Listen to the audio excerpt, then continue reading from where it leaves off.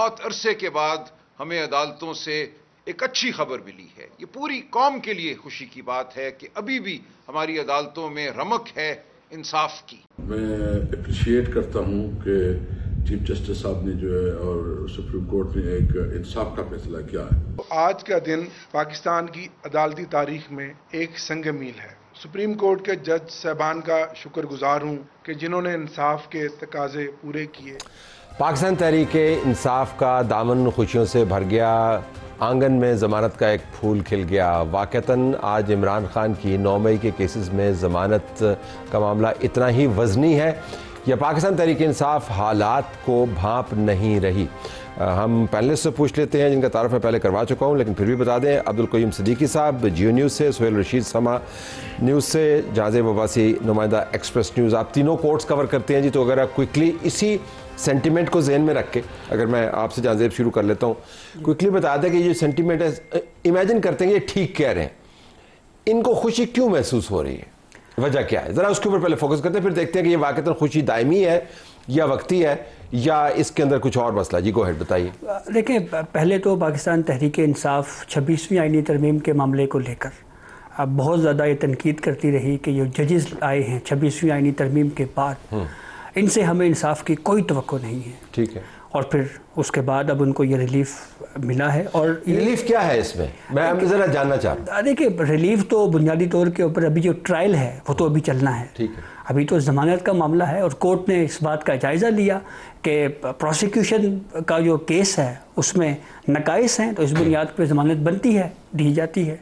और तो शवाहिद के अंदर जो नकाइस तलाश किए बादियुन नज़र में, उससे खुशी महसूस हो रही है?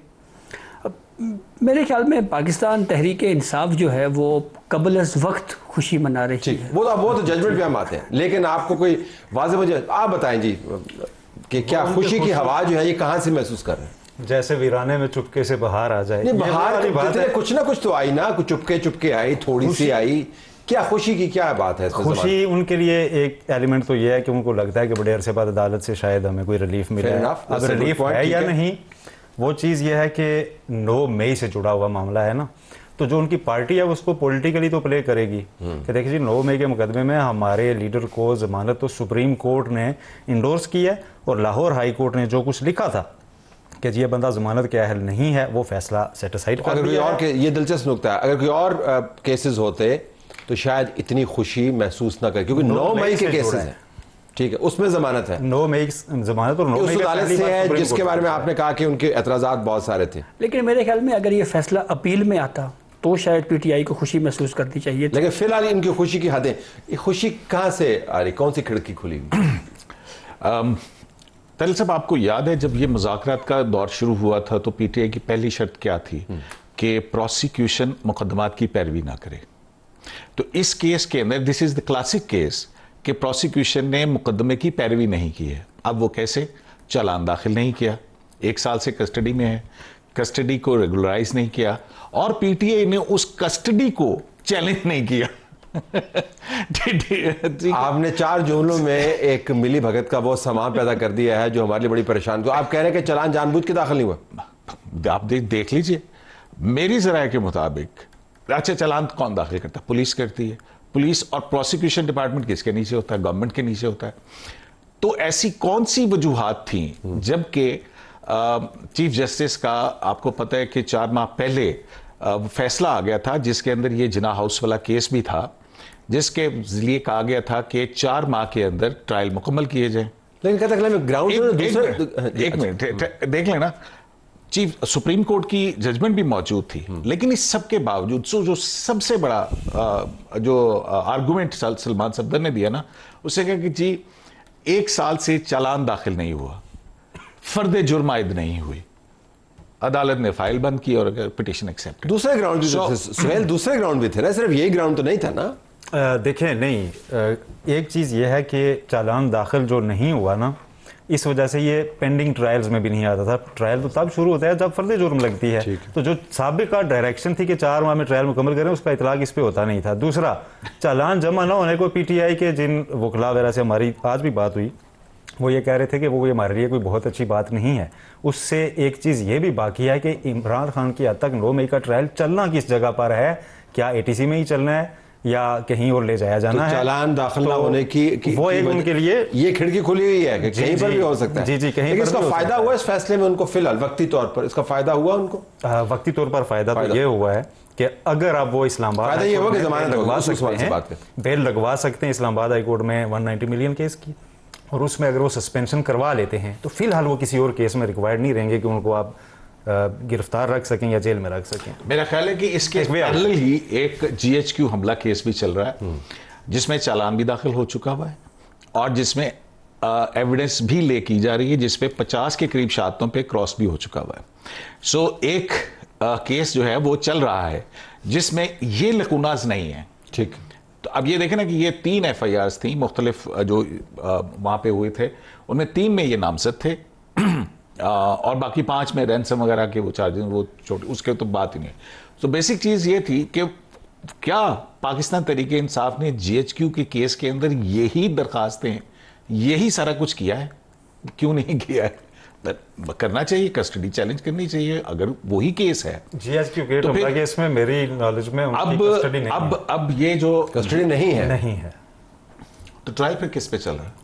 वो वहां पर अदरवाइज जेल में है तो इसलिए वहां पर ही ट्रायल हो रहा है। चले इसमें चालान के ऊपर मैं कमेंट ये जरूर कहूंगा, मेरे लिए नाकाबिले फहम है कि गिरफ्तार लेकिन हो यही रहा है, ट्रायल चल रहा है जो कि जमानत भी नहीं हुई और हिरासत भी नहीं। जो चालान जमा ना करवाने के हवाले से मेरे ख्याल में PTI की कानूनी टीम की ये एक हिकमत अमली थी। 3 बुनियादी टेस्ट थे जिसके ऊपर सुप्रीम कोर्ट तक मामला आया। एक टेस्ट था फोटोग्रामेटिक, फिर उसके बाद वॉइस मैचिंग। तो ये 3 टेस्ट जो थे इसमें सुप्रीम कोर्ट पे जस्टिस हाशिम काकर साहब की कोर्ट में भी ये मामला आया कि इमरान खान जो है वो तावुन नहीं कर रहे, ये तीनों टेस्ट हमने करवाने हैं। प्रोसिक्यूशन ने इसके लिए सुप्रीम कोर्ट तक गई और फिर पुलिस, लाहौर पुलिस भी बाकायदा इमरान खान की तरफ गई कि वो ये टेस्ट करवा लें। तो ये वजह भी एक बताई जाती है कि ये टेस्ट नहीं हुए, इस वजह से चालान जो है वो पेश नहीं किया गया और प्रोसिक्यूशन इसमें कोशिश में थी कि ये तीनों टेस्ट हो जाएं तो फिर उसके बाद जो है वो चालान। अब आ जाते हैं बड़े मामले। बेल का मतलब ये नहीं है कि ट्रायल खत्म हो गया है तो वो कल को वो चालान दाखिल कर देते हैं और ट्रायल कर देते हैं। अब आते हैं बड़े मामले के ऊपर और मैं क्यों आपसे जानना चाहूँगा कि पाकिस्तान तहरीक इंसाफ ने इस अदालती निज़ाम के बारे में, इन जज साहिबान के बारे में, इस चीफ जस्टिस के बारे में और इस तमाम स्ट्रक्चर के बारे में एक ख़ास नुक्ता नज़र अपनाया हुआ है। जो सॉफ्ट साइड के ऊपर तो कहते हैं जी कॉम्प्रोमाइज्ड है, हार्ड साइड पर अलीमा साहबा की अगर आप बातचीत सुने तो वो लगता है जी कि इससे बदतर चीज़ तो पाकिस्तान की तारीख में हुई नहीं। तो क्या उनको ये धचका नहीं लगेगा कि जी अभी तक तो इन्हीं जजेस को, इन्हीं अदालतों को, इन्हीं लोगों को, इसी स्ट्रक्चर को आप बुरा कहते रहे, तो अगर इतना ही ताबेदार है तो इसमें से ये वो खुशबूदार हवा का भी जिक्र करते हैं, हवा खाली हवा नहीं आई, ऑक्सीजन के साथ खुशबू भी आई है उनको। तो ये क्या खुला तजाद नहीं है? क्योंकि देखिए ये पाकिस्तान तहरीक इंसाफ को अगर आप देखें तो वो उनकी ये कैरेट एंड स्टिक वाली पॉलिसी जो है वो जारी रहती है। आपको याद होगा अदम एतमाद की तहरीक थी, उसको किस तरह फ्रस्ट्रेट किया गया था और जब वही बंदयाल साहब की अदालत ने इसको गैर आईनी करार दिया था तो फिर उनकी तस्वीरों के साथ क्या हुआ था उस पर ये सबको पॉलिटिकल मैनूवर तो समझ रहे थे, लेकिन जजेस जिनके सामने आपने पेश होना है उनके बारे में इस तरह करवटें बदलना और ऐसे प्रेशराइज करके ना, अब ये तासुर है ना कि हमें लगता है कि अमली जो है वो कामयाब हो रही है कि प्रेशर करो और फिर उसके बाद। लेकिन अगर हम 2023 से लेके ऑनवर्ड देखें तो आपको मैं दर्जनों मिसालें दे सकता हूं जिसमें इमरान खान साहब को रिलीफ ही मिला है। ठीक है ना, उसमें including Islamabad high court cipher case को देख लें, सुप्रीम कोर्ट में साइफर केस आया था, वो भी सारा कुछ था। तो ये एक चीज है कि चालान मेरे मुताबिक इसका तैयार पड़ा है लेकिन दाखिल नहीं हो रहा। ठीक है, तो कौन सी ऐसी तो आपके ख्याल में कलाबाजी जो है कोई अनहोनी नहीं है, लेकिन 26वीं आईनी तरमीम की अदालत के बारे में बहस जो है वो जरा थोड़ा सा मुख्तलिफ है। जजों के फैसले के ऊपर तो पार्टियां करती रहती हैं। 26वीं आईनी तरमीम वाली अदालत को कह रहे हैं जी कि आपने रिलीफ, आप में रमक भी मौजूद है, या 26वीं आईनी तरमीम मौजूद है या रमक मौजूद है। ये 26वीं या गटर है की बेनिफिट या खुशबूदार हवा है, दोनों इकट्ठे नहीं चल सकते। देखिए पॉलिटिकली तो ऐसा हम देखते ही रहे कि कोई भी पॉलिटिकल पार्टी है उसकी फेवर में जब जजमेंट आती है तो बल्ले बल्ले, जब नहीं आती तो फिर कुछ और ही होता है। पाकिस्तान तहरीक इंसाफ भी यही कर रही है, नो डाउट कर रही है। और आज शायद वो इसलिए अप्रिशिएट ज़्यादा कर रहे हैं कि हमारी फेवर में कोई जजमेंट आई है तो हम थोड़ा सा और। लेकिन उनका ये चैलेंज 26वीं आईनी तरमीम का वो जज साहिबान के ना बेंच के ऊपर है, वो पूरे निज़ाम पर है। तो वो कह रहे हैं कि इस निज़ाम को के अंदर भी अभी जान मौजूद है, भले 26वीं आईनी तरमीम होगी लेकिन जान मौजूद है।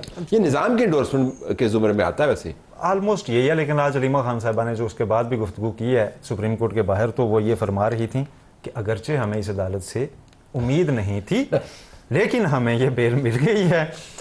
तो कुछ चीज़ें कभी भी वो नाला भी थी कि जी हमारी अडयाला में मुलाकात नहीं हो रही और हमने कहा चीफ जस्टिस साहब से बात करना चाहिए, उन्होंने हमें रोक दिया। बात तो हम कर ही सकते थे, उनसे सिर्फ ये रिक्वेस्ट। बल्कि सलमान सफदर जब बाद में चैम्बर में ऑर्डर लिखने के लिए बुलाया गया था फ्रीकैन को, सलमान सफदर जब वापस निकले और वो टॉक कर रहे थे कुछ व्लॉगर्स के साथ, तो बीच में अलीमा खान साहब आ गई कि हमारी बात नहीं की आपने वहाँ पर आपको पता नहीं है ये मसाइल हो रहे हैं। तो अभी भी ऐसा नहीं है कि मेरी खबर के और इतलात के मुताबिक सलमान सफदर ने 190 मिलियन पाउंड के ना लगने की शिकायत की, तो चीफ जस्टिस ने कहा कि वो हाई कोर्ट का मामला, उसमें मैं इंटरफेयर नहीं करूंगा। उन्होंने दरवाजा खोल दिया था सारी।